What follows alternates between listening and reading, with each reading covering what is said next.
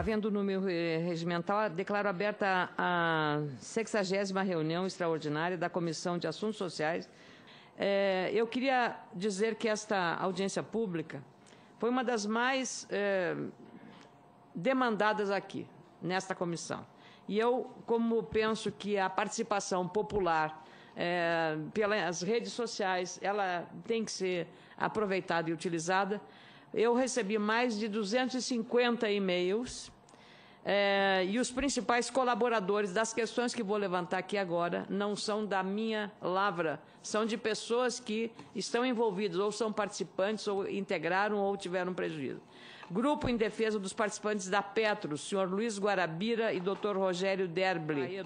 Presidente da Associação dos Profissionais dos Correios, Ângelo Saraiva Donga, membro suplente do Conselho Deliberativo do Postales, eleito pelos participantes. Dr. Leônidas Maia Albuquerque, Grupo Veteranos do Banco do Brasil. Carlos Ining, Antônio de Carvalho, de Joinville, onde eu pessoalmente estive para fazer uma palestra e recebi um documento com um grande abaixo-assinado que vou posteriormente colocar. O senhor falou também, na sua exposição, de benefício especial temporário. E esse benefício especial temporário, o que significa isso em relação aos demais? E a questão fundamental agora é a seguinte, o teto de benefício que limite a tentativa, o que se está se falando é que dirigentes do Banco do Brasil se autoconcedem benefícios acima, vitalicidade da remuneração e como diretores à custa da Previ e seus associados. Essa matéria é uma matéria pendente, recorrendo o banco sucessivamente a expedientes protelatórios para não cumprir determinações expressas da Previc em relação a este valor concedido. Ainda da mesma matéria, quantos dirigentes já se aposentaram com esse privilégio? Quantos ainda são beneficiados no momento? E se os dirigentes das subsidiárias, Brasil Cap, Brasil Prev, BB Tour, Brasil Seguros, também são beneficiários? E a partir desses informes, eu queria saber quantos podem ser em 10 anos, por exemplo, para se ter uma dimensão do custo para o patrocinador, a União inclusive, e para os demais contribuintes, os participantes.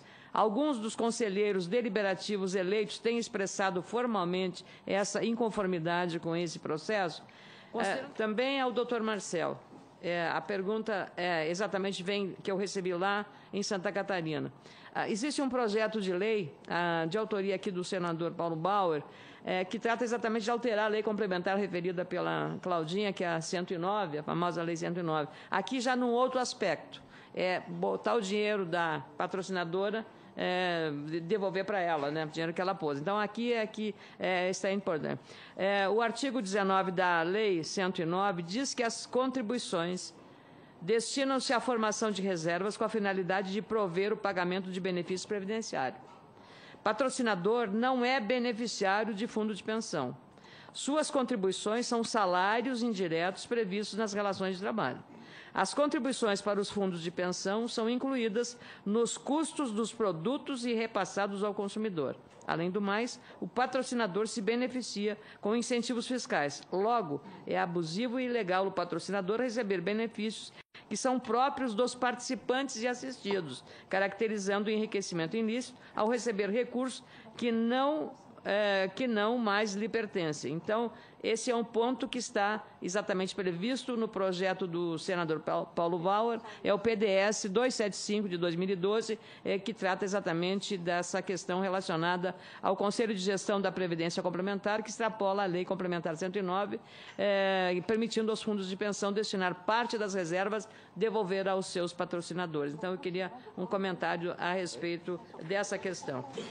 O BET foi criado em 2010 como uma forma de distribuir reserva especial. Então, a despeito da Resolução 26, eu vou falar sobre ela mais à frente, o que nós temos de objetivo é que é um benefício que foi criado com um caráter de temporalidade, sobre o benefício, o teto de benefícios e os valores. A forma de... Não existe teto de benefícios na Previ.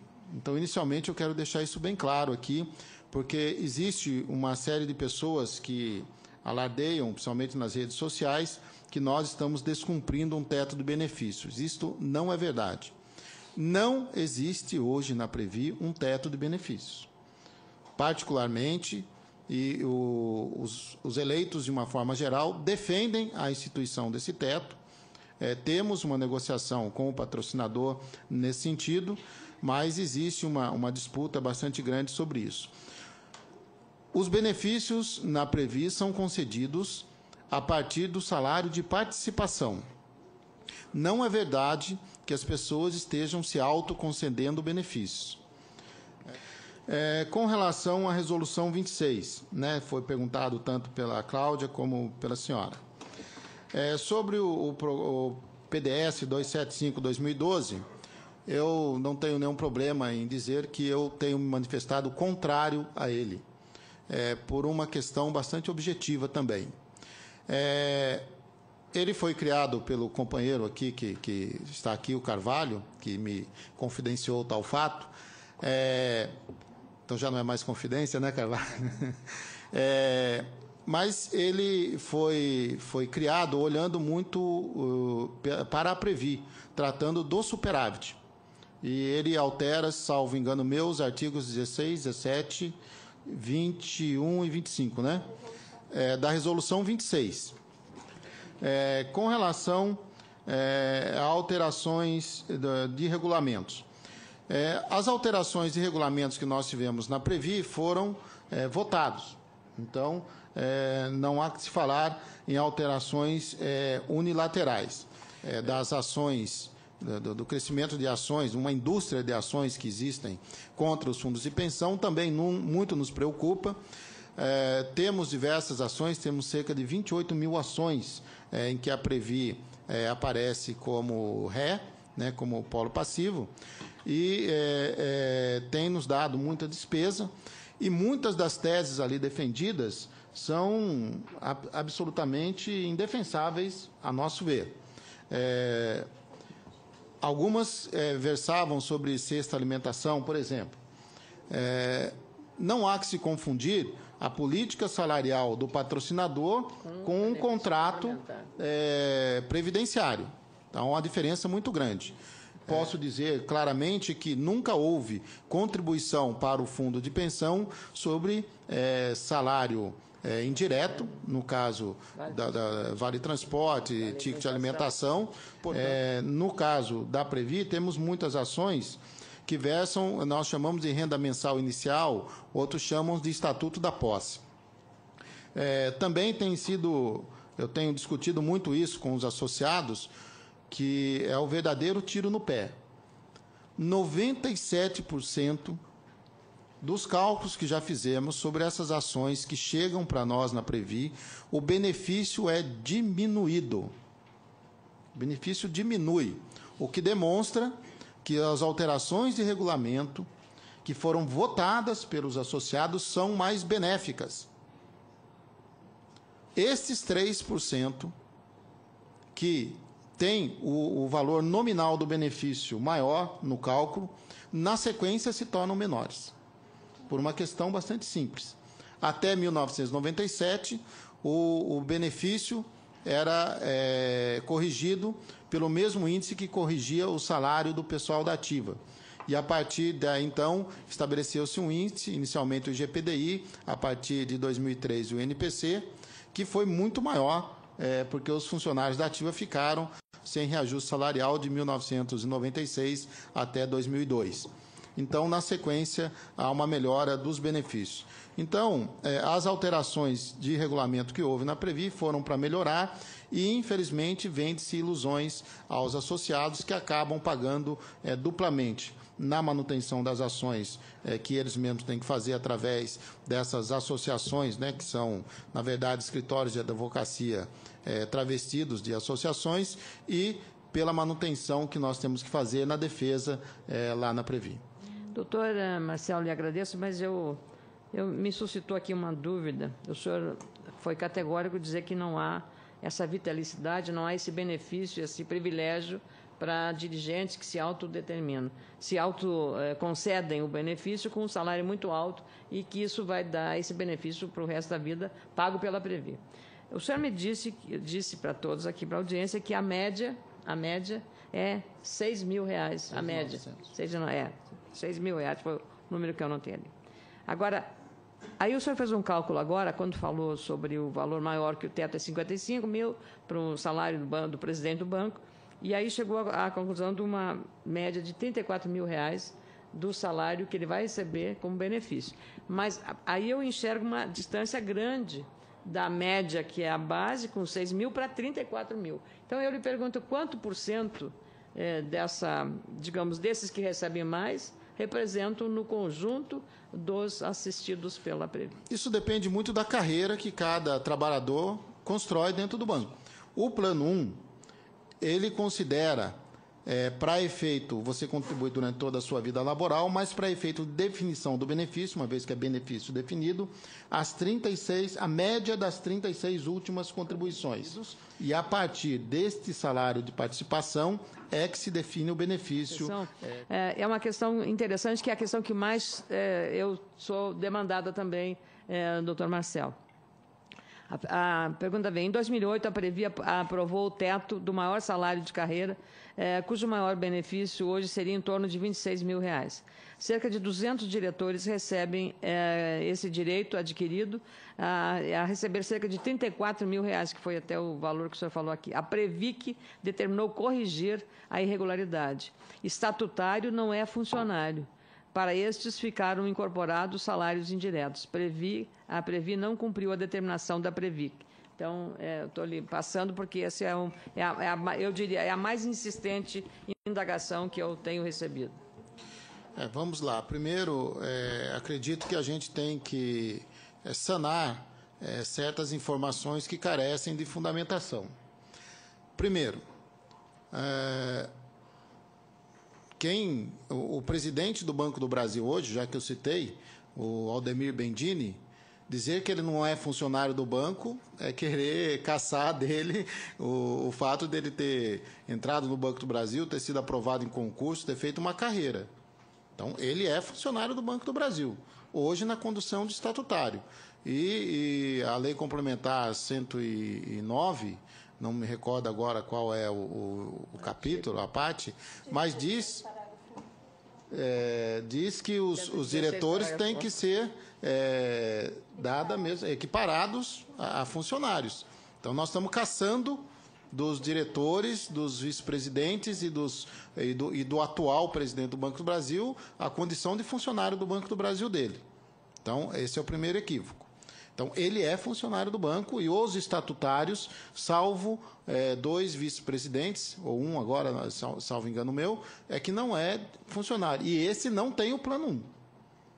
A ele é ofertado o Plano Previ Futuro, aonde não estamos falando de teto. Essa questão do teto refere-se ao Plano 1, única e exclusivamente.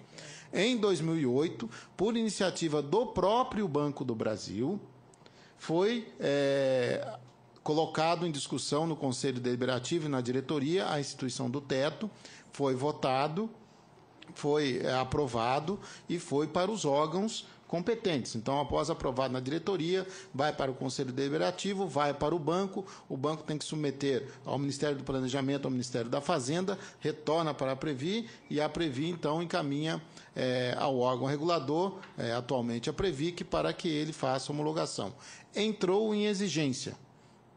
Então, isso já era 2010. Em março de 2010, o Banco do Brasil retirou a sua aprovação à alteração. E também, pela mesma lei, diz que, no caso de entidades reguladas pela 108, um regulamento só pode ser aprovado, ou uma alteração, se houver a concordância explícita do patrocinador. E o Banco do Brasil explicitou que não concordava. Portanto, a Previ não tinha como implantá-lo.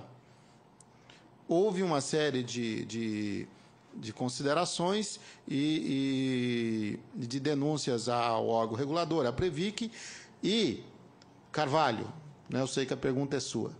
A Previc não determinou instituição de teto na Previ, até porque ela não pode fazê-lo. O que a Previc determinou foi a alteração de salários de participação, o que o patrocinador Banco do Brasil contesta, e ele recorreu à AGU. Não existem 200 pessoas recebendo, são 137 pessoas que já ocuparam cargos estatutários, né, no total, dos quais, salvo engano meu, 68 ou 69 já estão aposentados. E outros poderão ocupar. Quando alguém se aposenta, outro vai ocupá-lo.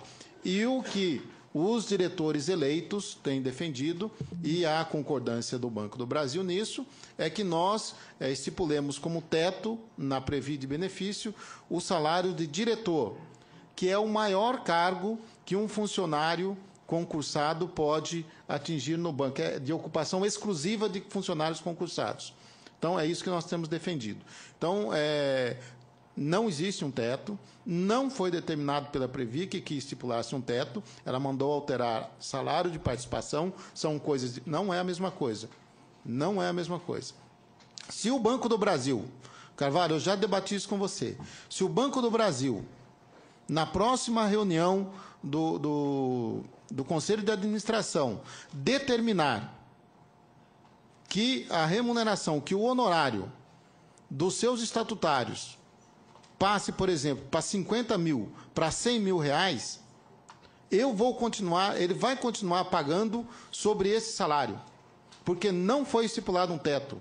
E o salário de participação dele vai ser, inclusive a determinação manda corrigir pelo mesmo índice que corrigir o salário, os honorários.